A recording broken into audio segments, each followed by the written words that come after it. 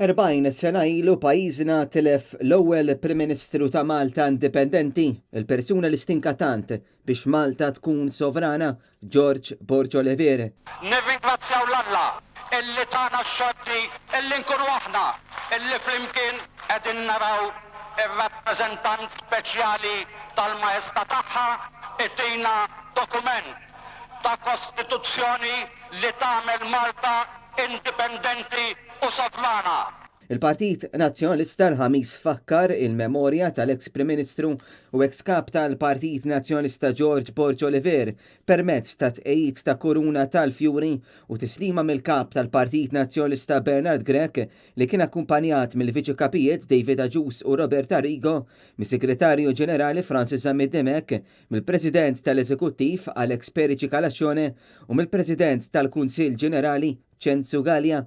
George Borg Oliver twilet il-Belt Valletta fil-5 ta' Lulju tal-1911 u ħal edukazzjoni tiegħu fil-Liċew u fl-Università Rjali ta' Malta minn fejn igradwa bħala avukat.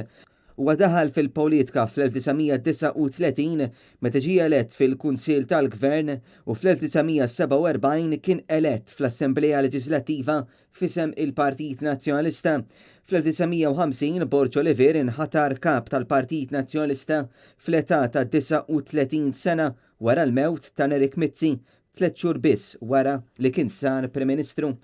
Borg Oliver mexxa lil Malta għal żewġ perjodi differenti mill-1950 sal-1955 u mill-1962 sal-1971 fejn għamel talba formali biex Malta issir indipendenti u għamel din il-kisba għal pajjiżna. Kellu wkoll diversi taħdidiet mal-Gvern Ingliż biex eventwalment il-Kostituzzjoni għal Malta indipendenti għaddiet mill-Parlament u approvata mill-poplu f'referendum fi frar tal-1964.